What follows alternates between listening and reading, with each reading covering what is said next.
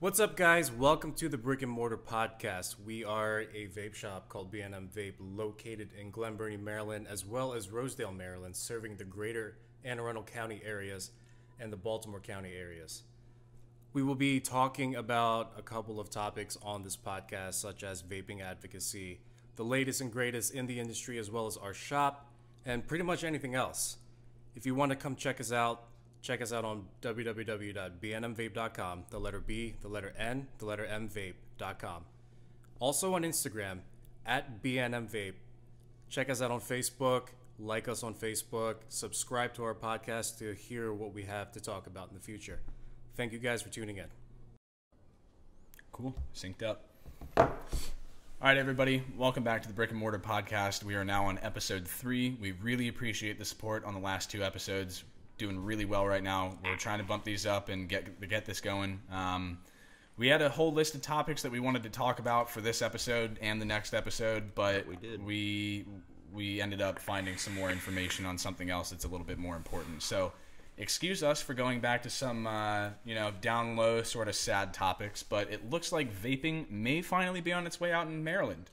Yeah. Which I don't think anyone here is ready for at all. No, nobody's ready for that. Yeah, I mean, we were talking about this off camera a second ago, and if it comes down to it, I probably won't go back to smoking. I'll probably find another way to get a hold of vape products, whether it's, if need be, moving out of the state, because I already fucking hate this place anyway, because just everything's expensive where we live. But or whether it's finding an alternative. But I mean, I don't want to go back to smoking cigarettes. I don't think anybody really wants to smoke cigarettes. No, I mean, I feel the same way. Like, I really don't want to go back to smoking cigarettes. And I feel like I'm going to have to go to a different state and buy shit and then feel like I'm smuggling. Yeah. Like, you can only do it the right way if you're wearing like a Han Solo costume. Yeah. That's the only acceptable time. I'll have to hit up the costume cosplayers, yeah, get a little cosplay going. So we have 3 bills that were introduced in Maryland fairly recently to talk about. They're House and Senate bills. I think 1 or 2 of them were introduced last year or the year before, and they failed, and now they're reintroduced. So we're just going to start off with this one. Yeah, which one you wanted? 003? Yeah, this is HB 0003 for anybody that's curious about it. It's been proposed and sponsored by Delegate Derek E. Davis. He is a representative out of PG County here in the state of Maryland, and he is a Democrat. I don't like to get political. I'm not politically affiliated, but that is important for the purpose of this podcast, so keep that in mind. So, this is a business regulation on flavored tobacco products, and it says in the title, Prohibition. We're back at Prohibition. This is happening all over again. Just happened in New Jersey earlier today, and it's a problem. So basically what this says is that providing that licenses to manufacture, sell, buy, and store cigarettes, other tobacco products, and electronic smoking devices, e-cigs, vaping, do not authorize the licensee to manufacture, ship, import, or sell within that state. So basically what they're saying is those licenses that you have now to be able to bring that stuff into the state of Maryland will not authorize you to continue doing that, whether it's importing them here, shipping them within the state, selling them within the state, buying them within the state. None of that. Illegal. It's prohibited. So that's a pretty big deal. That really is on flavored tobacco products, or at least that's what the title says, but it does say electronic smoking devices. So what I'm curious about here is if they're talking about devices that are trying to use tobacco, like vaporized tobacco, like the IQ system from Philip Morris, or if we're talking about like e-cigarettes in general, because that is like, it's a pretty broad statement that I feel like anyone in the Maryland House of Delegates will be able to kind of incorporate as much into as possible to try and like basically screw over as many people as they can. Yeah, I mean it says altering the definition of other tobacco products, which they do classify this as a tobacco product. Yep. I found information on that earlier too. Like, that's a problem. And when this is coming straight from the CDC, mind you, I was looking at articles earlier, just trying to find some more information because I wanted to add a little bit more to the podcast, get some like more sources in here, so that way people know that we're not just pulling this info out of our ass. So this was posted by CNBC, November 21st, 2019, titled "Doctors Treating Deadly Lung Disease Face a Problem. Some Patients Lie About Vaping." According to the CDC Principal Deputy Director and I can't pronounce that last name. I'm not even going to try. I don't want to embarrass myself. It's like Shuchat or something. Shuchat. Can you highlight that? Yeah, it's SCHUCHAT. Shuchat? Yeah, we'll go with that. She was at a congressional hearing regarding EVALI, regarding vaping, and she was just giving out some stats on what the CDC found. And so the CDC was looking for this stuff called BAL. Again, another really long name. None of us are going to be able to pronounce that. But basically what that is it's a fluid that they were looking for in patients' lungs to see if it contained vitamin E acetate. Yep. And so of these, they found patients from 16 different states, 51 of them, and compared their findings in the lungs of those unhealthy people to the lungs of people that were healthy. So they had 51 total cases of this, right? And basically vitamin E acetate was found in 48 of the 51 patients and in 0 of the healthy patients that came in, meaning vitamin E acetate is not commonly found in your lungs. It is not normal. It is not healthy. So going on from that, reading further into the article, what she said was it may turn out that there are only two kinds of people who get this disease, basically the disease being what started this entire shit show that we're now experiencing all over the country. And then she went on to say those who vape THC and those who won't admit it, which I think is a big deal because you see a lot of people. We were doing research on a girl from here in Maryland that apparently said that she didn't use these THC products, and then they found THC in her blood system, vitamin E acetate in her lungs, and then they continue to spin that story as just being, like just vaping, just juuling, just vaping. So at the end of this article, this is what I'm getting at here. They still consider e-cigarettes, vaping, vapes in general, all vapes to be tobacco products. Yep. Because they contain nicotine. Yep. Tobacco and nicotine do not have to go hand in hand, just like coffee and caffeine don't have to go together, right? You don't have to necessarily get your caffeine from coffee. There are plenty of other ways to get it, right? But just because one is commonly found in the other doesn't mean that they always have to be married to each other. Yeah, I mean, there's also traces of nicotine in essentially everything that's grown from the ground. Potatoes, broccoli. Yeah, I mean, trace amounts. It's not concentrated, but it's there. Yeah, it's there. The fact that they're putting both of these together is so just... Man, I don't even have a politically correct word other than just fucking stupid. Excuse my French, but we all should be 21 or over watching this podcast. If you're not 21, you should not be watching this. And this is also a pretty big deal because think about this, right? If we were going to any sort of political debate, whether it's an election debate, whether it's just a town hall meeting, whatever, and we were to group Democrats and Republicans together and try and regulate against both of those political parties because we see them as the same thing, they would throw a fucking fit. Yeah. Because when you look at it, they're both trying to accomplish a very similar goal, which is get into office and get something done for their party or for their side, their constituents. But at the end of the day, what you're really seeing here is they're taking vaping and combustible tobacco, cigarettes, etc. And these two things, mind you, are on opposite sides of the spectrum here. Yep. Like, we're looking at one industry that's been around for hundreds of years that is responsible for millions and millions of deaths through cancer, through cardiac arrest, whatever, and an industry that is fighting that tooth and nail every single day, sunrise to sunset, and then overnight, and then some, to prevent people from smoking cigarettes and dying of cancer and these cardiac issues that these cigarettes cause. Yep. So how is it fair to an entire industry that employs hundreds of thousands of people across the world, including myself, including you, including everyone here in this shop, the owner of this shop, and make sure that those people can provide for themselves and for their families, and putting them with the entire industry that they're fighting?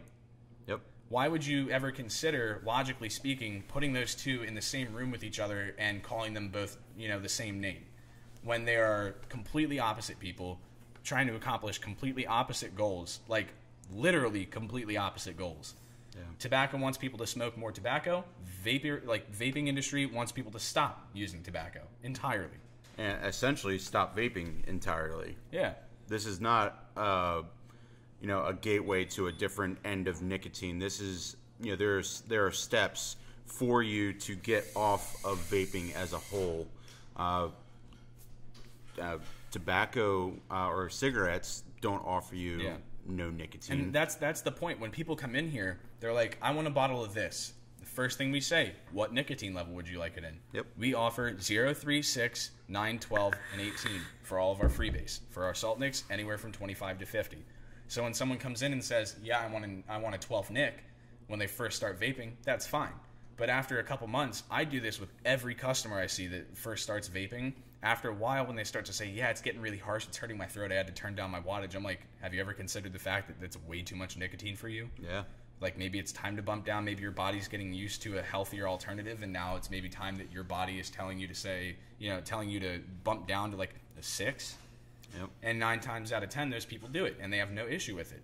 I started at a 6 and at a 9, and I went from 6 and 9 nic down to a 3, went down from a 3 to a 0, realized I like flavor a little bit better with 3 nic. I think it adds a little bite to my flavor. It does. But at the end of the day, if I have to vape 0, I'll vape 0. It's not a big deal. I just like vaping. Yeah.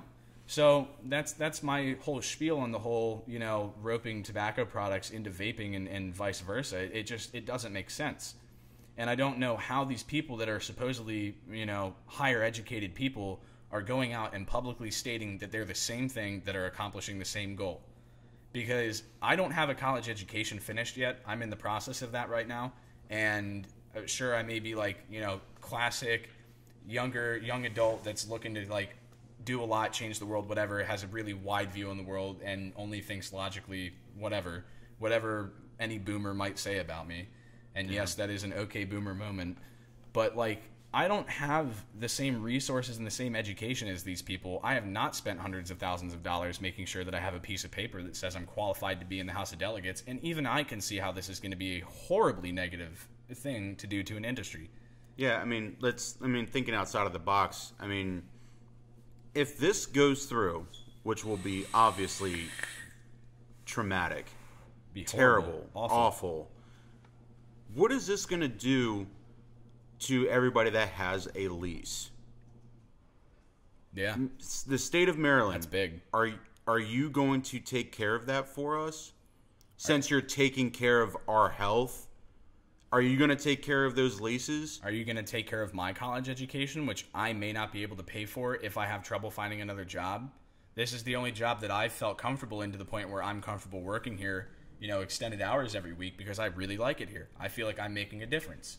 I don't want to work for another boss. I love my boss. I love all my coworkers. I've bounced around tons of other jobs that I've never found anywhere else like this. This is more of a family to me than any other job or really even my family at some points. Yep. Is the state of Maryland going to care for me and my college education? No. Is the state of Maryland going to care about your family and your kids when you're out of a job and you're looking to provide for them? No. They give you the bare minimum for unemployment, which is just a joke. It doesn't help anything. It doesn't cover anything. But they can't pay well for people that are unemployed.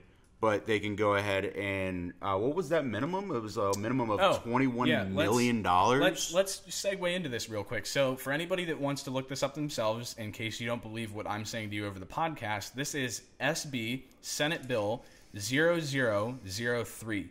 It's in the original chamber for first reading, proposed and sponsored by Senator McCray. So just for you, Senator McCray, bad idea. Would not recommend doing this. You're going to fuck over a lot of people, and you probably will lose your seat if you do this because you're going to piss a lot of people off. Basically what this says is applying certain provisions of tax law over like sale, manufacture, all that. Basically what they're going to try and do is reduce tobacco use. But in order to reduce tobacco use, wouldn't vaping do that? We're already doing that. Yeah. Because, like, if you take away vaping and tobacco from people and you make vaping a less accessible option, I would be willing to believe that more people would be willing to travel out of state to buy cartons of cigarettes than travel out of state to buy a vape. Yeah. I feel like more people would see more benefit in buying $500 worth of cigarettes every couple months to hold them over than going to Pennsylvania, if it's still even legal there, or West Virginia or Delaware or Virginia, wherever. I think more people will go back to smoking, even if it's banned in Maryland, just to get their shit. Yeah. And what this sorry, I don't mean to cut you off. You're good. This bill would also take off menthol cigarettes. Mm-hmm. So if you are running past this channel and you do hear this, and you're a Newport smoker, or Marble Smooth smoker, or whatever tickles your goat, this does affect you. You're fucked. If you only vape menthol or smoke menthol cigarettes, you're fucked. Yep. And so going back to what he was saying about the provision for money on this, this would require the governor, probably Governor Hogan, who I really hope is still on board with vaping. It would require him in 2022 and every year after that to include at least minimum. There is no wiggle room on this. This is a floor, not a ceiling. This is where they start. At least $21 million in the annual budget for certain activities, as they call it, aimed at reducing tobacco use. So what that means is they want to basically take the money out of your pocket, Brandon, out of my pocket, that I make working at a vape shop, that they take out of my paycheck every single week, and that I have to do taxes for every single year, and they want to use that money to shut this place down and take my job away from me. Yeah. So how the hell does this make sense? I guess for Senator McRae, this might make sense because the people that are voting for him are in Baltimore City, and I really, not trying to be a dick, but I don't think anyone in Baltimore City gives a shit about vaping. I don't think anyone in Baltimore City's real main ticket item right now is... Well, let me cut you off real quick, just in case. We do know two well-established vape shops in Baltimore City. Harbor Vapor, we love you, Sal. Yep. And then Be More Vapes, we love you, 20. You guys are established. You guys are rocking it. You guys are doing your thing. And if I were you right now, I would be going batshit crazy over what this guy is saying. Because what I mean by nobody cares about vaping in Baltimore, what I mean by that is there are much bigger fish to fry in Baltimore right now than vaping. Yeah. Whether it's the homicide issue, whether it's the drug overdose issue, whether it's the fact that you cannot drive down a road without needing a spine transplant and a new set of coils for your car because your suspension is so fucked, whatever it is, vaping is not the hot ticket item in Baltimore right now. And if I'm not mistaken, they also have a officer reduction right now, and they're literally hiring people off the streets. Yes, and they are basically bringing people. I don't have the article pulled up in front of me, but I read this recently. So, a friend of mine was looking to become a Baltimore County police officer. Usually, what that means is you're going to be put in the city, which that sucks. I'm going to pass on that. I would not do that if you paid me $200,000 a year to do it. I'd like my life. Yeah. Basically, they're hiring people from out of the country, Puerto Rico, wherever, right? A lot of Puerto Ricans have been hired in the last, 6 months in Baltimore. There is nothing wrong with that, but what I see a problem with here is the fact that nobody that knows the city, nobody that is from this area that has any passion for this area at all, has the desire to go out and work for Baltimore City right now, or Baltimore County, because it is in such a state of disarray where if this bill from this senator right here can go through, and none of the other bills talking about funding for schools in Baltimore, talking about police funding, paying the officers so that they actually want to work, and doing public works like building roads and improving on the road system out there, like, sure, the Harbor Tunnel counts, but that can't be where all of your money is going in the city of Baltimore. That can't be it. If that's it, then something's going wrong. You should not be spending $21 million a year on getting rid of vaping and tobacco when you could be spending that $21 million making sure that kids are getting educated in the city. Yeah. That is a big fucking deal. Not nearly as big a deal as vaping. Yeah. All we want to do is give people an alternative that they can turn to when tobacco is not an option, or when, if I know plenty of people that smoked cigarettes and then quit when they had kids. How hard do you think it was for those people to quit just stone cold turkey right when they start to have kids, when they didn't have vaping as an option? Think about how easy it is for people now, or at least how much easier, because it's never really easy to quit cigarettes. Think about how much easier it is now that they have an alternative. What are you going to do by taking that alternative away? Do you want your pregnant soon-to-be mothers smoking cigarettes? No, the Surgeon General is probably going to go crazy if they see someone doing that. Do you want your fathers smoking cigarettes around their newborn children? No, you definitely don't want that. Do you want your parents Smoking in the car with you when you're a kid. Hotboxing your car that you're riding in on your way to school every morning with cigarettes. No. Because when you walk into class at age 5 and someone says something about the fact that you reek because of cigarettes, you're going to remember that every day of your life. Yeah. Like, I remember to this day, my grandmother and my great-grandmother smoking cigarettes every single day. God bless my great-grandmother's heart. She smoked cigarettes for 80 years without a single fucking problem. At least we thought. Yeah. When she finally passed, they found a tumor the size of a softball on her lung. Yep. Never said a word to anybody. But every time I walked in that damn house, the first thing I did is I looked for the Lysol and I looked for the Febreze and I sprayed the whole fucking house. I was 4. Yep. Because I didn't want that coming home with me. I thought it smelled terrible. I put my shirt over my nose and I talked through my shirt the whole time I was there until it smelled better. And it never did. Yeah. So that's bill number 3. Let's move on to the next one that we want to talk about. This one is also a Senate bill. This is Senate Bill 0054. This is titled Electronic Smoking Devices, Added Flavoring, Prohibition on Shipping, Import, or Sale. This is the killer for the industry in the state of Maryland as we know it. Senators Lamb and Kelly, I know you are probably not going to see this because you probably don't give a shit about us. Clearly you don't, otherwise this would never have even come up in the first place. But if you do by any chance see this and look back on this at some point in the future, I hope you understand that this is a major fucking mistake. This is a big deal. So this prohibits a person, not a place of business expressly, but a person. That includes any person behind our bar here, any person in the state of Maryland at all, period, from shipping, importing, or selling into or within the state any electronic smoking device. And again, if we're talking about like the IQOS or whatever it is from Philip Morris, where they're trying to vaporize a cigarette, basically, that's fine. The more you get rid of tobacco, that's cool. Because as much as I'd love to see a ton of customers walking into this store right now because cigarettes are banned as of this moment, like, as long as this store is able to keep the doors open and help people find an alternative, that's all I care about.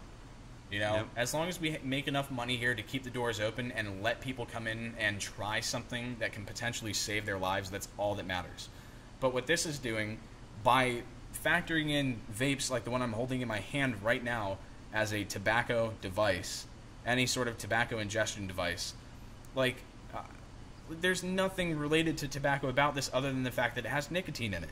And if I go and fill my tank with a zero nicotine juice, there is literally nothing related other than the fact that what comes out of my mouth looks like smoke and is white. Yeah. Nothing else about it is the same. Not the smell, not the taste, not the amount of nicotine, not the even method. Not even when you're vaping tobacco Yeah. flavor.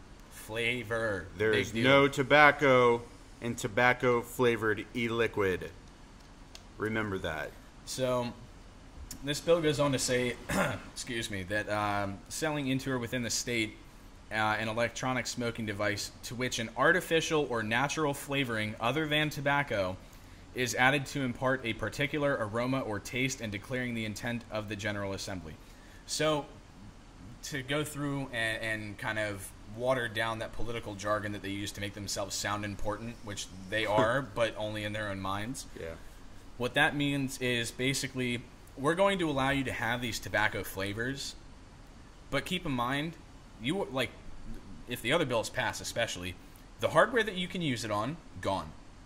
The people that sell it to you, not working there anymore. The doors that were open to give you the alternative, closed, locked, shut, boarded up forever. So to get these tobacco flavorings, to get this particular aroma or taste, as they call it, in other words, tobacco flavored vape juice, you have to buy it from somewhere else, find all the hardware you need yourself, Yep. do everything yourself, and hope nothing happens. If you look back at how the industry has worked over the last few years, 90% of all the research and development that these companies do is just making sure their devices are safe for use. Yep. You know, like I got a device. We were talking about it. I think episode 1 or 2. I can't remember which one of the first 2 episodes, but my Hammer of God, Yeah. right? So when I bought that device, it came in the packaging, which for anyone who does vape, this will make sense to you. For anyone who doesn't, we'll explain it later, or you can stop by our shop, give us a call, and I'll explain it. I don't have time to go through it right now. It comes with a little card. It is bright fucking red. Like, as bright red to make sure that you do not miss it as humanly possible. This card says this device is not intended to be run with any build coming out at under 0.5 ohms. And what that means is the resistance of my build, using whatever kind of wire I'm using, should not go below 0.5, because at that point, because that device is not regulated by any sort of electronic chip, I'm getting into unsafe waters. Given you can realistically run it anywhere over like 0.1, 0.15, like, and expect it to be safe, but if you want to make sure literally nothing happens to you, 0.5 and up is safe. Yeah. Right? So that company sold me an expensive device, knowing that I probably already knew what I was doing, and still took the time to make sure that I knew that this is the threshold for safety. After you go below this, we cannot guarantee anything. You know, that is on you. So if you go and you take away the stores that people buy their devices from, that educate these people, and you take away all of the sales, importing, all of that of all of these devices, which, by the way, have been approved. That's why they're allowed through customs when they come in from anywhere around the world. When you take away those devices, you're forcing people to turn to alternatives that we don't sell here for that exact reason. That reason being safety. When you make someone come in who doesn't know shit about vaping and you tell them, hey, go build a coil, throw it on, and hope it doesn't explode, that's not safe. We never do that here. But these bills are going to force people to do that. Yep. They are actively choosing to force people to go back to unsafe methods, unsafe juices, unsafe ingestion methods for any sort of nicotine or tobacco, and basically saying, hey, big tobacco and big pharma, you know, we appreciate you. Thanks for filling up my pocket. Here's your check. Here's what we can do for you. The state of Maryland is now back to Marlboros. Enjoy. Also, by the way, the death toll of 35 people that died because their vapes exploded in their hands because they can't buy it from somewhere reputable from people who know what they're doing, it doesn't matter. It's fine. We don't care. You know, not a big deal. One of the biggest things that I'm noticing in the SB 0054 bill. Where is this at? Prohibiting a person from shipping, importing, or selling into or within the state an electronic smoking device to which an artificial or natural flavoring other than tobacco is added to impart a particular aroma or taste. So they're going. That's targeting vaping. It's targeting vaping, yes, but what about people that sell like scents? Yeah. That's an aroma. So what about that's actually a really good point, because think about that. Think about, like, so I know this isn't common, but think about all the people that will burn like essential oils or burn oils to achieve a specific aroma, you know, by causing it to smoke.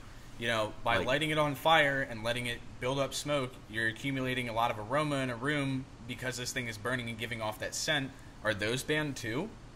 Like, what I don't understand about this is how this synopsis of this bill on the Maryland General Assembly website can be so vague as to allow anybody in this House of Delegates to basically write in whatever they want and encompass this with whatever they want, to then allow them to enforce it however they want. I don't understand how that's allowed. I don't understand why that's acceptable. Like, I'm not going to get super political about this, but like, there has to be someone or some agency that can regulate this, because this right here is what needs regulation. Yeah. The fact that these people, again, mind you, all four people that I've mentioned in this episode that have sponsored these bills, all Democrats, all from around the city of Baltimore or from PG County, like, all of these people are pushing for these things without understanding, it seems, what it's going to do to people like us. So we have, if I'm looking at this now, Senator Clarence K. Lamb, Baltimore and Howard County, from District 12, again, Democrat. Senator Dolores G. Kelly, District 10, Baltimore. Going back, we have Senator McCray, also Baltimore. Delegate Derek E. Davis, Democrat, PG County. Yeah. Right? And again, like I said, I don't want to come after any political parties here, because everyone's trying to accomplish different goals for different reasons. But it seems like a theme now, especially after what we saw in New Jersey, that it's these Democrats that are in the, you know, positions of power are just going after vaping because they see it as a way to make more money from big tobacco, it seems. And I have not had any luck finding any information on where these people are getting their funding for their campaigns and where they're finding money and lobbying to be able to pass this sort of stuff. But I guarantee you, if I had a way to find where they were getting funded from, either all of it is private, meaning they have some really stupid rich friends, or they're getting money from big companies. And I'd be willing to bet that a good chunk of that is coming from pharmaceutical companies and tobacco. Yeah. Because if you look at this, we were talking about this again off camera before we started this podcast. Who wins? Think about this. Who wins if these 3 bills go through in Maryland? I don't win. I'm out of a job. I have to find some other way to pay for school. You don't win. You're out of a job. You have to find some other way to be able to afford to provide for your family. Yep. You know, wife and kids, all that. For all the people that work 2 jobs here or more than 2 jobs that work here, you have to find another fucking job. Again. Yep. Do you think that a serious employer that is looking to employ someone long term is going to look at a resume that has 15 jobs on it in the last 5 years and say about that person with that resume, oh yeah, this person looks reputable? No. No. Because when you bounce around job to job, that just tells someone that you can't stay committed to a certain place, you can't stay hired somewhere, when in reality, it's almost never someone's fault that they leave a place of employment. Yeah, when they leave, yeah. Yeah. And I think that a lot of people are going to come to find out, like, you know, I've learned a lot here about how to interact with customers and how to interact with people and grow relationships. This job has helped me tremendously to grow in that aspect of my life. But I think people are missing out on the fact that, like, this helps nobody. Nobody. It doesn't help, you know, the mom and dad who are trying to quit smoking for their soon-to-be, you know, newborn baby. This doesn't help the person paying for college. This doesn't help the person trying to provide for their family. This doesn't help the business owner, like Dima, the guy that owns B&M Vape here. This doesn't help Dima at all. This is a crushing blow for Dima. Yeah. I cannot even imagine what these shop owners must be thinking right now. And honestly, I love the fact that we have resources like the MVA and VTA to go through to be able to help fund, you know, legal campaigns, like pay for lawyers and pay to be able to fight these. But at the end of the day, man, like, that's so much stress. Yeah. Like, you got people that are trying to put up with this and then also be able to afford a house, transportation, food, clothing, you know, education for their kids.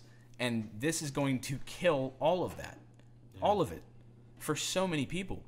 And I wish that the state of Maryland would at least wait until they have concrete numbers on how many people are in this industry, because I would really, really love to see how many people in the state of Maryland are employed by or around the vaping industry. Because I guarantee you, if they saw how many of us there were out there, they would change their mind. Yeah. Or at least I hope they would. Yeah, I mean, also the matter of the fact is, you know, we're talking about vape shops, but let's boil it down a little bit further than that. These are all mom and pops. These are all small businesses. Isn't that what we strive for in the state of Maryland? Is obviously jobs, but small businesses. Yeah. And think about that, right? Like, we just talked about this 2 days ago. The cigar shop on Main Street in Annapolis. I have been going there since I turned 18. In fact, I've been going there since I was probably 12 or 13, just waiting for my dad to walk in and walk back out. My dad enjoys cigars. I enjoy cigars. I don't smoke cigars every day. It's an occasional sort of thing, like when I'm having a nice dinner with family or when there's a special occasion, I'll have a cigar. Yep. Right? It's kind of like, for me, with alcohol at least, I'll have a glass of whiskey with my cigar, enjoy a nice couple-hour smoke session with a cigar, and go to bed. Yep. But that guy that ran that shop, kick-ass dude, stand-up dude, Yep. straight up about everything, did not sugarcoat something to make a sale. He would tell you exactly what you wanted to know, when you wanted to know it. You could walk in there, smoke a cigar, read a paper, do a crossword, watch football, whatever. It was a really, really nice spot. He's closing his doors after 26 years as a self-owned, self-made business on Main Street in Annapolis, the state capital, right down the street from where these idiots are making these bills. And if this video does go out, you know, before the weekend hits, I'm not sure if it will, but we do care about that small business, another small business. Mm-hmm. He will be open this weekend, Friday and Saturday. I'm going to stop by for sure. To clean house, essentially. Yep. And the reasoning for him closing was because of the T21 law that has that has passed in the state of Maryland. Overregulation. Overregulation is what did it.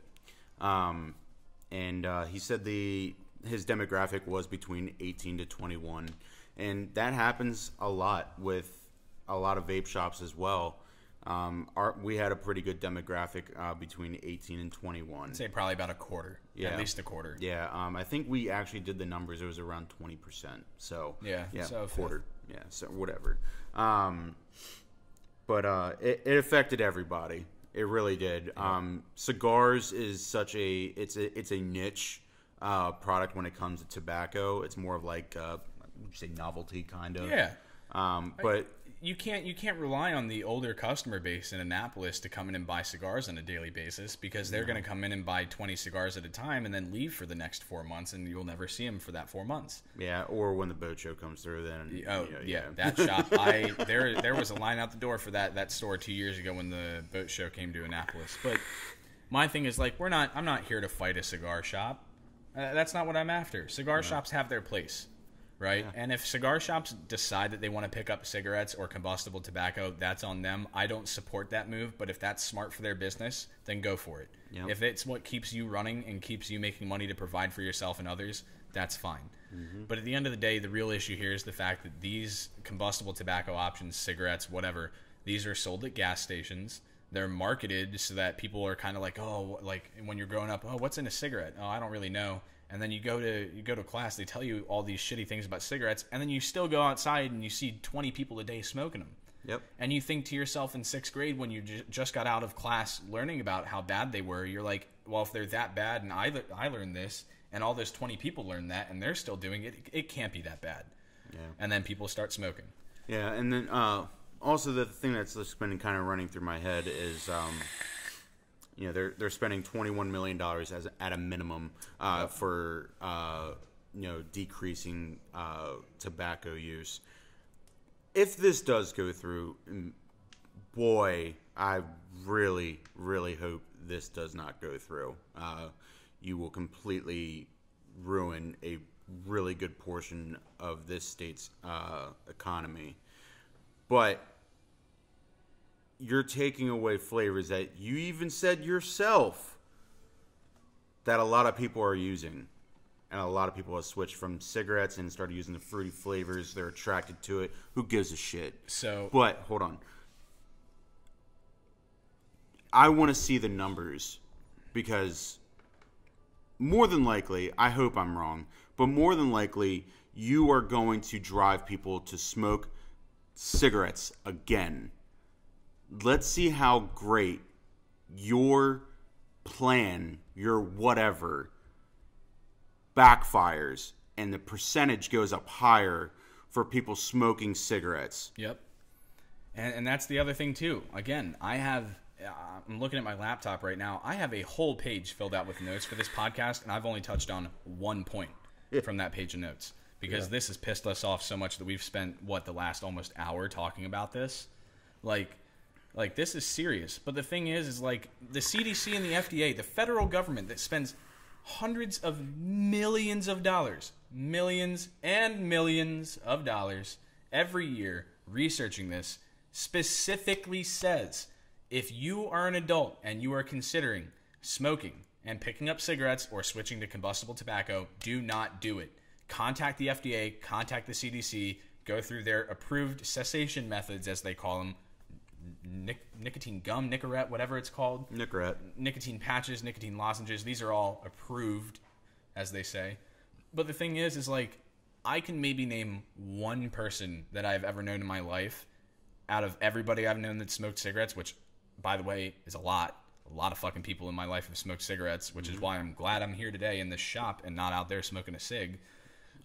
I can think of one single person in my life that has ever tried one of those methods, and it was a week before they went back to smoking cigarettes. Yep. That person has lung cancer, as does probably every other person in my life that has ever smoked cigarettes. And if they don't have it now, they almost certainly will later. And if it's not lung cancer, it's gum cancer, it's skin cancer, they're having cardiac issues, whatever. This is not a good idea. If this bill is, as it's worded, exactly what we hope it is, or what it should be, then vaping is fine. But everybody knows that when this was introduced, this isn't just about combustible tobacco. This is as much about tobacco as it is about vaping, if not more so about vaping. Because what you're going to see here is, at least the way I see things going, because just thinking, 5-10 years in the future, when this has already been kicking in effect for quite a while, you're looking at, these people that are going out and basically going from vaping to smoking again. They went through their approved cessation method, didn't work, went back to smoking.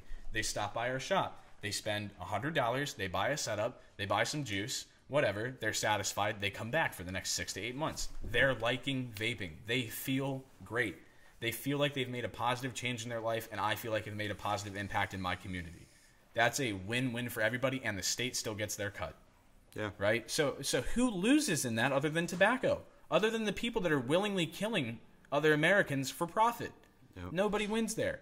So what you're going to see here long term is these people are going to be taken away from our shop because this will be banned, and they can't buy it here because we can't sell it. They're going to go back to smoking cigarettes because this will be so heavily regulated that we're going to see such a loss in sales that we cannot keep our doors open. Yeah. We already got basically fucked for 2 months at one point in 2019. That was not fun. That was a really scary time for our shop, and a lot of other shops around here went through the same thing. So when those people stop coming in and they go back to smoking, and then this alternative is taken away, and then eventually you go through this, $21 million, program, yearly program to reduce tobacco use, you're going to see cigarettes and tobacco just being weaned out, taken out, thinned out, until you stop seeing cigarettes, right? At least in stores. You're still going to see them around. People are going to stockpile those motherfuckers like they did with Primer back when the Obama administration was buying up fucking Primer so that people couldn't buy ammo. Same thing is going to happen. This is literally turning into a parallel of the gun control debate. And you know what's going to happen? People are going to keep smoking cigarettes, keep smoking tobacco, and this alternative will be dead. Yep. And the only thing that will accomplish is lining the pockets of big tobacco, which will line the pockets of the people that introduce these bills. I guarantee it. I will bet whatever, name your fucking price and tell me if I'm wrong, because I guarantee you I'm not. And just speaking from the gut here. But these people are going to be kicked out of this shop. They're going to be kicked out of this community, right? And they're going to go back to smoking. They're going to die from cancer. They're going to die from cardiac issues. They're going to have a horrible time with everything they own smelling like cigarettes. And then when they realize vaping was better for me, they're going to say, oh, let's bring vaping back, blah, blah, blah. But at that point, the industry will be so dead here, and likely by that point, probably almost everywhere, that there will not be enough of a push to bring it back. And I only hope that if this does go through, the same thing happens with this prohibition as with the original prohibition of alcohol in the 20s. Because, that obviously had enough support and enough of an underground that it stayed alive, enough to the point where they had to amend the Constitution again to repeal prohibition. But this is major. This could turn into the point where, it's not expressly written in a constitutional amendment for the United States government, but this is something where you see it, when they raised raised the drinking age to 21. That's not a federal mandate necessarily. That wasn't a federal mandate originally. States were just given block grants by the government for doing it. It was like an incentive. Hey, you make the drinking age 21, we'll give you an extra $10 million a year in grants that you can use on roads, or just paying off your, delegates or whatever, because that's important. Nothing shady at all. But I just don't get it, man. I don't get why they thought this would be a good idea. And the other thing I want to talk about too, and I think you'll have something to say about this, I hope, because I hope I'm not the only one, but when the vape rally happened, right, it was probably 4,000 or 5,000 people out there in DC. Yep. That's where we got this nice "We Vape, We Vote" sign. But how many people are there vaping in the U.S.? Do you know the number? Adult vapors. Sorry, I do not know, but I know it's a fuckload. Yep. You want to know how many? 13 million. That's right. Adult vapors. And keep in mind, that's 13 million adult vapors that are over their state's current age requirement. So in the state of Maryland, if we're talking about 13 million adult vapors, the chunk that's from Maryland would be bigger had T21 not been introduced. Yep. So you're looking at a demographic of people that can all vote at age 18, mind you. So I would argue anywhere from 15 to 20 million adult vapors, counting anyone under 21 in the state of Maryland and other states that are 21 and up. But you're looking at that many people, a major major fucking chunk of the United States. Yeah. You know, the constituents that are voting for these people to come into office that are not able to vape, that will be voting for vaping rights and for vaping advocacy. These people, right, they're going to be basically pushed away from it. Yeah. I mean, I hate to put them together, but the whole, like, I mean, you touched on the whole drinking portion, but, like, I mean, I'm a broken record. We've all said it. We all know it. But when somebody dies from alcohol, too much alcohol use, you know, liver shuts down, they get behind the wheel, they kill somebody, they kill themselves, whatever. You know, it's just, it's another statistic. But when it comes with vaping, it's a problem. It's a real big problem, apparently. And whether if it has anything to do with nicotine vaping or THC, or with obviously altered THC cartridges. Yeah, because I don't have an issue with the cannabis industry at all. No. I find that it has a lot of benefits. But what I have an issue with is the fact that it is criminalized in so many places that people were basically forced to turn to black market alternatives. That's what disappoints me. Yep. The fact that we cannot, as a nation, agree on the unavoidable fact, that cannabis, it can be used medicinally for benefits. It has been found to kill cancer cells. It is a fact that it can be used in a healthy manner. The fact that we have gone and regulated it so heavily in places where it's legal and made it such a crime where it's illegal that people have had to turn to the black market really says a lot about our government, because that shows that they do not give a shit about any one of those people that's a part of those statistics. No. That's a problem. Yeah. And what I don't understand is the fact that these people keep getting put in office. Yeah. Because realistically speaking, yeah, sure, you can re-elect the same person every year, blah, blah, blah. Oh, same old, nothing changes. No one likes change because everyone wants their life to be the same just so that nothing changes and throws them off kilter, throws them off guard. At the end of the day, dude, if you're voting for somebody that's fucking you over, you're making the mistake. Yeah. Right? You know, use this podcast as a vaping advocacy podcast, but use this to educate yourself and go out and really, like, motivate yourself to research the people that you're voting for. Make sure you know you're making a smart decision before you write that name down on the piece of paper, because that person has the ability, the authority, the financial ability to go out and either make your life better or fucking ruin it. As all of these people that, by the way, we don't live anywhere near any of these people that are putting these laws into the house at all. We don't live anywhere near it. We live 20 minutes away from Baltimore. I've never even heard of any of these people before because I haven't had to care because they're not in my district. Yeah. These people have been voted for and are pushing for issues that their constituents do not know that they're pushing for. Yeah. I guarantee you, if I went into Baltimore County and asked 2,000 people, if I asked the same number of people that died from vaping, how many of them do you think would actually know who their rep is or what that rep is voting for or pushing for or sponsoring? Yeah. None of them. I guarantee you not one person, unless I walk into a vape shop and ask. I guarantee you not one person is educated on it. And that's one problem right there. There's your $21 million that you could be spending more wisely. But at the end of the day, it's like they're pushing for bills that fly so under the radar for most people that they pass without a question. That's so wrong. Yeah. So what are we going to do about it? Right? We talked about this again. This is another thing. We had a good 30-minute session before we started this episode about, just ranting. And we were considering just starting this early so that way you guys could just get our raw, conversation like we normally have here and kind of, see how we act, behind the camera and see, what we really feel about it. There was a lot of colorful language. I'll tell you that. Yeah. We are very passionate about this. I am glad that we were not recording because I do not like people on the internet hearing me cuss that much. Yeah. See me on video games, that's a different story. But for something that's supposed to be public like this, let's not. Yeah.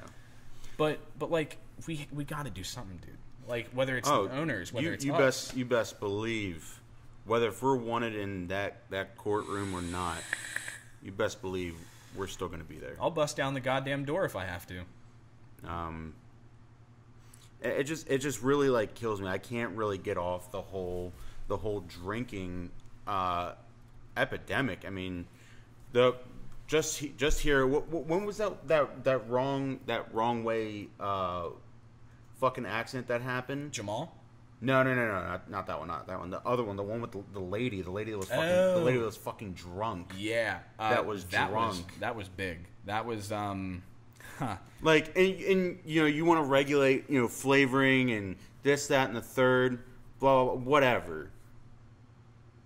You don't think that people that are drinking aren't driven for flavoring of, you know, alcohol? Obviously, you know, if I were to drink, you know, I would drink Bud Light or Bud Light Platinum.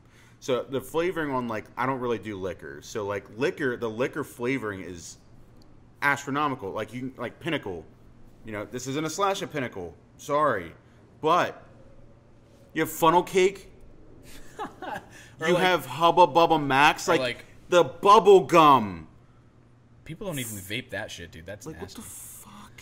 Or like, so again, not throwing shots at any of these companies because I actually enjoy their beverages, but we're, you know, pushing a separate point from that. I found, you know, peanut butter and jelly shots.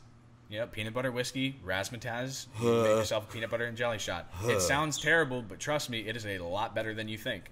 That's one of those things, like, that appeals to people that are looking for a strong flavoring in whatever they're doing, whatever their vice may be.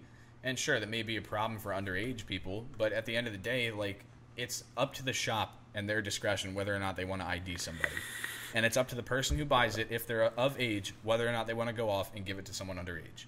Yeah, we are not at fault for selling. It's not our fault. Like, when I speak for all vape shops, okay, there have been cases where, yes, underage sales have happened. Fake IDs, people buying it for underage people and walking out of the store and going to the car and handing it to their kid, whatever.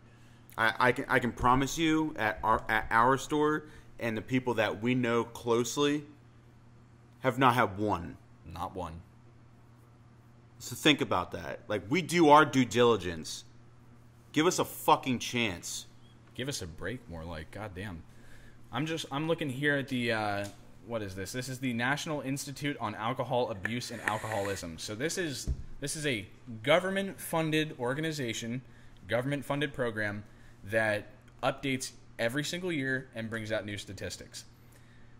The third section is titled Alcohol-Related Deaths. Again, I hate to draw the comparison, but it seems like the government wants to go that way, so let me just kind of shit on their whole line of thinking here.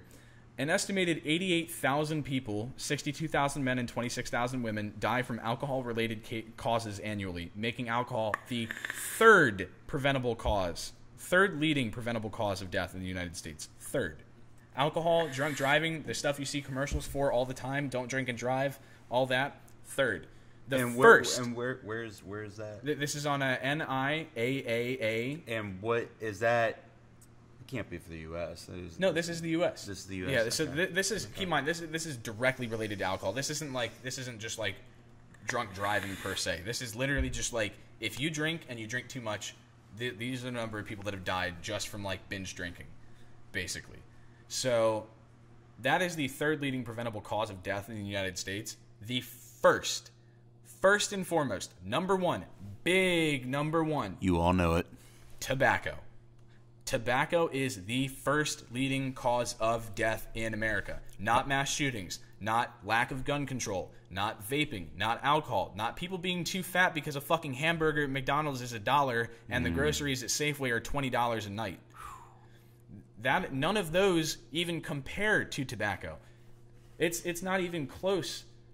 Like, tobacco-related deaths. Let me just look this up real quick on my laptop here. I would have never guessed it was tobacco. Cigarette smoking is responsible for more than 480,000 deaths per year in the United States, including more than 41,000 deaths resulting from secondhand smoke exposure.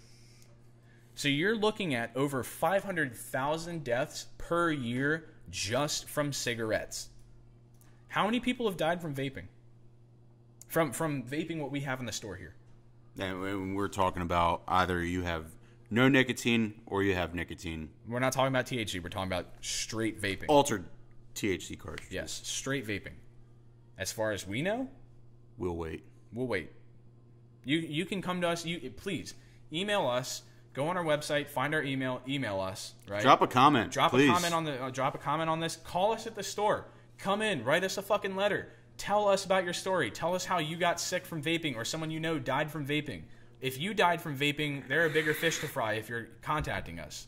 Something went wrong there. You were not dead. Probably lying to us there, bud.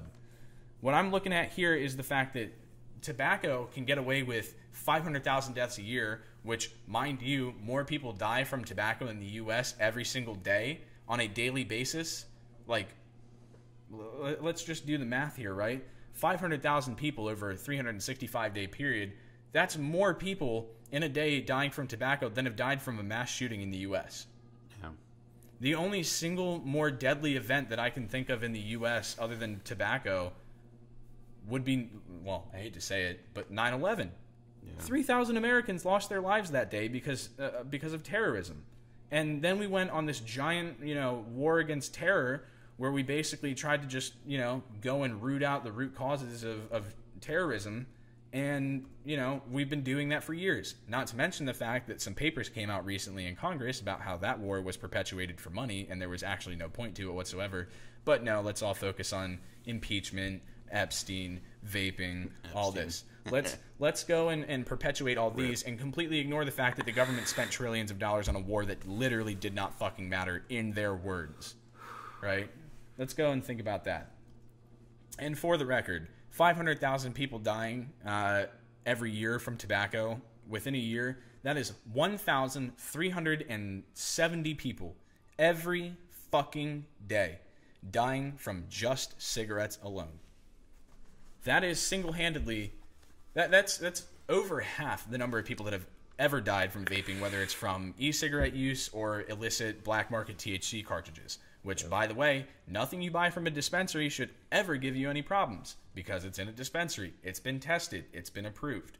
There are loopholes in every testing method, but guess what? In the cannabis industry, because it's so heavily regulated, those loopholes then throw you back into another little bit of legislation that forces you to get it tested again, and then it gets denied. Yeah. So those loopholes are basically closed immediately after you jump through them. So looking at this here, 82% of hospitalized patients with data on substance abuse reported using THC carts, 34% of which used these devices exclusively. So we're looking at 18% of people that have been found to have this EVALI vitamin E acetate illness that either are just straight up lying about what they were using or it was out of their system so we can't prove it, whatever. Someone's covering something up, someone's lying, it's out of their system, whatever. We can't get the info. I guarantee you those 18% of people, have nothing else to say about this other than, oh yeah, no, it was Juul. Juul killed me. Juul was putting me in the hospital. Yeah, fucking right. Yeah. As much as I hate Juul, I highly doubt that. This also goes on to say, FYI, this is straight from the CDC. This was in a PDF that you can download if you literally just look up CDC EVALI results. It's just like a 25-page long PDF. Anyone can download this. Only 16% of patients reported buying their carts from commercial sources. So you may think, oh, commercial source. 16% got them from dispensaries. Wrong. Incorrect. Yeah. That includes some vape shops that choose to sell that. And by the way, all of those shops that sold those, I think it was 1 or 2%. It says, 1 or 2% were found to have THC in trace amounts. Mm-hmm. So arguably, probably just a CBD cart or just a fake, and someone made a bad decision there. But 16% from commercial sources. So vape shops, smoke shops, dispensaries, random stores, whatever. 16%. 78% reported acquiring products from informal sources, be it family, friends, dealers, online, etc. So if you're looking at the numbers here, and then again, 6% reported from both sources. If you're looking at it this way, right? If you buy it from a dispensary, it's safe. Yeah. In the state of Maryland, they pulled every single cartridge off the shelves when this went down, and they tested all of them. Not a single fucking one failed. Not one. Out of all the cases in the state of Maryland have been found for EVALI, every single person that was tested and found positive with this illness, all of it came up with vitamin E acetate. All of it was illicit THC carts. Yeah. I'm sorry, I keep laughing at Casey. Sorry. Yeah, we have our podcast manager over here that's trying to crack jokes to us and shit, trying to throw us off. No, I think it started because I sent him a kissy face. Naturally. Give Casey all the love, people. If you do watch this podcast, make sure you drop a comment. Just say something, Casey's hot, Casey, you're attractive. Thank you, Casey, for the podcast. Yeah, there he is, guys. Just let him know how much you appreciate him for letting us do this. That dude fucks. That dude fucks. Monday through Sunday, 365 days a year. Yeah. But yeah, so, I mean, I really want to talk about some of this stuff that I have on my list. You know, I want to at least touch on some of it. I had a whole thing about what propylene glycol is. I was planning on making episode 4 about vegetable glycerin. Dude, I'm so drained right now. I don't even know if I can go and write that 4th episode right now. Nah, I mean, this is the bigger picture, obviously. This is probably one of the more informative podcasts that you'll hear from us, other than, you know, going over reputable vape products that we carry at the store or that we like to use personally. But we'll just have to save those for another episode. We'll save it for another episode, but I have a feeling that we're just going to end up back on this shit.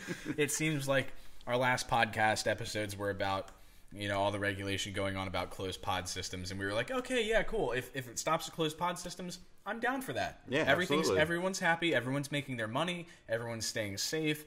You know, some companies obviously are going to have some problems, but at the end of the day, we're mitigating our losses here, mitigating the damage done, and everybody can go home happy and safe. This right here was like, oh yeah, by the way, this is the Maryland House of Delegates. We're going to leave you a flaming bag of dog shit at the front of your vape shop for you to open up and see what's going on. Enjoy that. So to Delegate Derek Davis, to Senators Lamb and Kelly, and to any other Maryland delegate or senator that is involved in any of this legislation, I am begging you, please reconsider. Do not put me out of a job. Do not put Brandon out of a job. Do not kill this podcast right when we're hoping it starts to take off, because we really like doing this. Yeah. We like talking about this. And honestly, even if you kill the entire industry, I'll still probably be sitting in front of this camera with a microphone talking shit about you for passing these bills. Yeah. Because you deserve it. If you pass this, you certify yourself as a jackass. And if you don't pass it, you'll earn some of my respect, maybe even support. Because this is something that matters. There are much more important bills, much more important pieces of legislation that you could be pushing for, but instead you're wasting your time, my money, Brandon's money, all of our tax dollars pushing for legislation that nobody even knows they want. Nobody even knows this has even been brought up. The only reason I even knew about this is because Dima, the owner of B&M Vape here, posted this in a group chat for this podcast and said, hey guys, you might want to take a look at this. I didn't really think much of it. I thought it was just adding a little bit of content to the podcast. I was like, okay, cool, yeah. Well, I already have my list here, but I'll check it out for the next episode. Casey comes in, says something about prohibition in one of the articles he sent. I open up the first article, and I about shit my pants. Yeah. I was like, oh, fuck. Yeah, I was totally driving and not totally looking at my phone.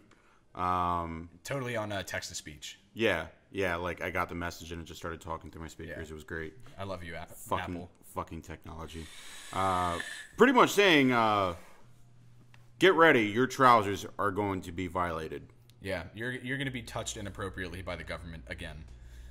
Can't wait. And like I said, you know, obviously, if you are of the Democratic persuasion, this is nothing against you. I have no quarrel with you at all.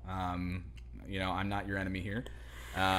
If you are a Democrat who enjoys vaping, which I know quite a few of our customers are, in fact, I would argue most are probably Democratic vapors, this should be ringing alarm bells in your head now, right now.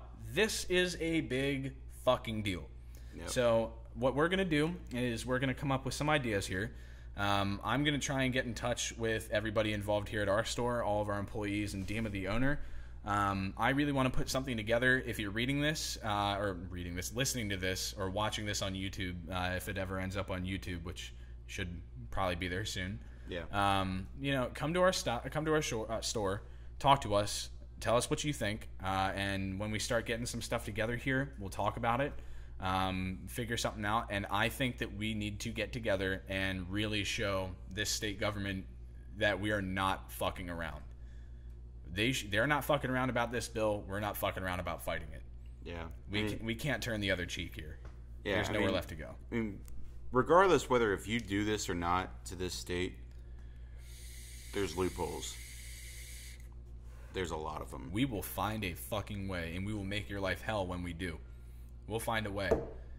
It doesn't matter, like moonshine bootleggers back in the day, right?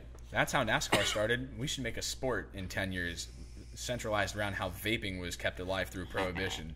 NASCAR Part 2. Yeah. The sequel. Pre-sequel. No, it's just sequel. Either way, we'll figure something out. Vape-powered demolition derby. I have a lipo box that I could probably power a robot with. I'm not going to lie. Or, yeah, I guess now you have it. Fuck. I have it. So yeah, I mean that's our piece on this legislation here. And again, if you're not really educated on this and you're interested in it, if you vape, you don't even have to give a shit about any of this. But if you vape, this applies to you. Don't think that this excludes you from any of this law. This is word for word targeted at me, targeted at Brandon, targeted at the owner of every store in the state of Maryland, and most importantly, targeted at you, the consumer. The state of Maryland is fucking you. And menthol smokers. And menthol smokers. You guys are fucked too. Yeah. So with that, I think that pretty much wraps up that part of the podcast. Just for the last couple minutes here, I do want to talk about what we're vaping on. Just to keep it a little bit light, I want to make this a regular thing. We're going to try and change it up every day, but, you know, you never know. Last time on the podcast, last 2 episodes, I was vaping on an Aegis Legend from Geek Vape with a Cloud Chasers Inc. Hive 28mm with some of Sad Boy's new Punchberry Blood. If you haven't tried it, that shit is like liquid crack. It is insanely good, very sweet, big fan.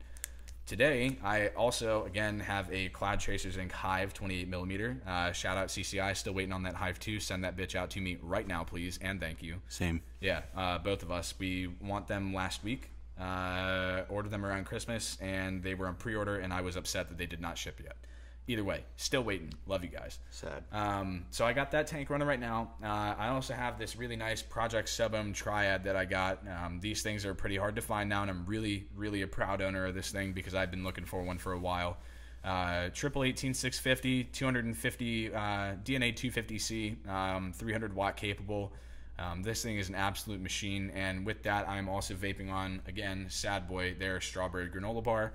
One of the best mixed flavors I've ever tried. It seems like no matter how much I try to get away from it, I always end up coming back. Just seems to be a favorite. And then my little small vape here that I have is the Lost Vape Orion. Again, going back to Lost Vape, we love them here. Lost Vape's Orion Plus is probably the best pod system ever. You know, say what you want about the RPM 80, RPM 80 Pro, Nord 2 or whatever it's called. Yeah. Caliburn. They don't hold a candle to it, dude. You can't fight it. Brain Freeze is in here from Naked 100. Shout out Naked. You guys make kick-ass menthols and kick-ass tobacco flavors, and I'm a big fan of Brain Freeze. And also a big supporter in the fight that we're treacherously going through. I'm not going to say how much money that check was. Oh, no. They publicly announced that it was $1 million. Yeah. For any of you who don't understand what that means legal fees. That means that the VTA can spend that money on legal fees to make sure that you, the consumer, can keep vaping. So shout out Naked. You guys are fucking awesome. Make sure that you keep your juice in stock because we are going to keep ordering that shit until we die. Yeah, we carry the entire line here at the store. I will quit smoking. I will quit smoking. I will vape Naked 100. I will vape. Facts. I will vape Naked. That is on our wall. We have a sign on our wall that says that. That's a motto to live by. What are you vaping on? Just like Jake, I'm vaping Strawberry Nola. He pretty much hit the nail on the head on that one. You really can't beat that when it comes to Strawberry Granola. Vaping on the X-Ray mod. X-Ray mods. And Andy Bader on Facebook. Andy, Bader, at X-Ray Box Mods. If you want a lipo mod, there's no other place to go. Shout out Andy. Yeah. It's been hooked up the entire time. I think this is it's like the first time I've had to charge it in 3 days. It's fucking nuts. Massive fucking lipo. That's 3 series. 3000 mAh. Yeah, that thing. Super nice, super ignorant, but I like it a lot. Also topped off with the QP Design Fatality 28s. Hard to find.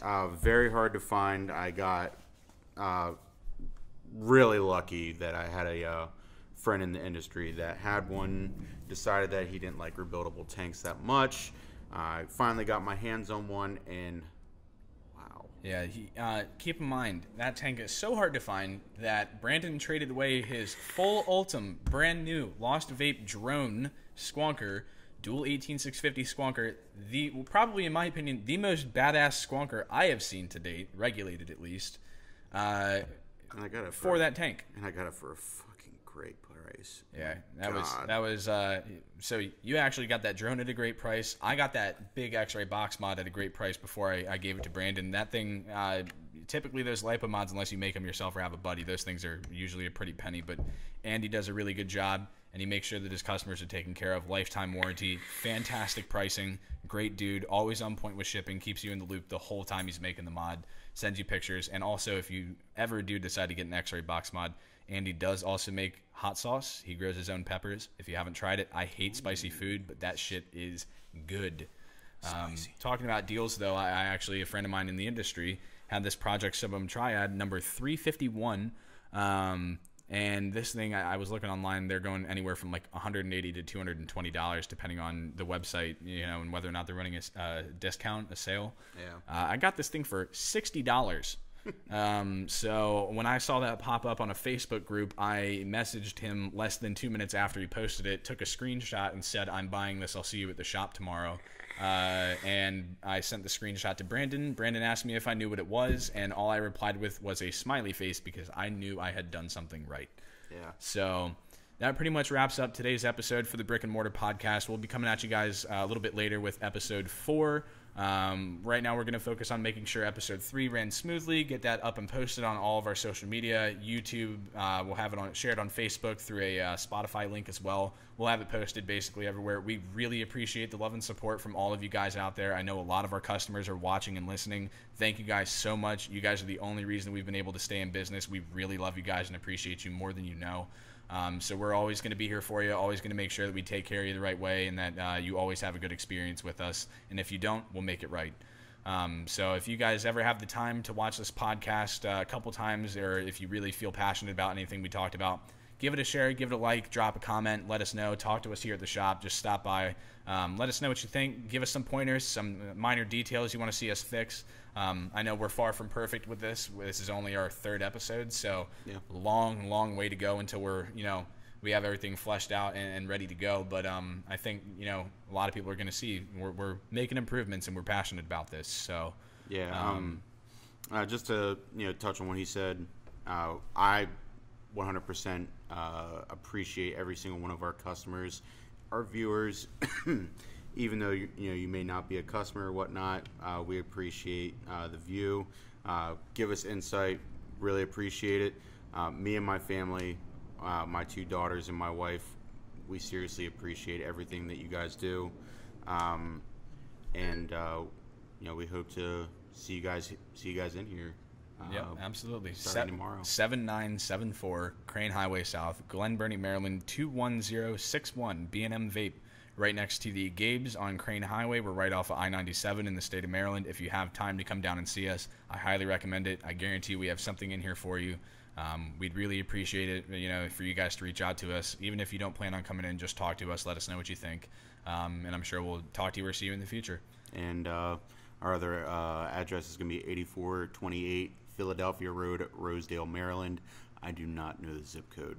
Yeah, so, it's a new store. Yeah. Give us a break on that one. We're still learning. I'm not very good at phone numbers and addresses. So yeah, but yeah, come and see us at either location. I'm mainly up there in Rosedale, kicking it, hanging out. Come and play some Xbox, try some new flavors out. Maybe a new setup, maybe a new flavor. Yep, we'll see you. And we're open 7 days a week, 365 days a year. So even when your other shop might be closed, our door is always open for you. We'll see you guys later. Also, one more thing. What you got? One more thing. New hours. Oh, yes. This is big. New hours. It's already been implemented at our Rosedale location on Philadelphia Road. Monday through Thursday, it is 8 o'clock in the morning. Early for you early birds. 8 o'clock in the morning until 9 p.m. Friday and Saturday, 8 o'clock in the morning to 10 p.m. Sunday, 10 to 8 o'clock. That's 10 a.m. to 8 p.m. in case you kind of lost that train of thought from before. Yeah. Which, if you did, you might want to. Never mind. I'm not going to say anything about that. Yeah. Anyway, thank you guys very much for watching the podcast. Thank you very much for listening to the podcast. As always, we appreciate you. We'll be back with more episodes in the future. Let us know what you think. Like I said, drop a like, drop a comment, drop a follow. Just keep in touch. We'll see you guys in the future. Peace.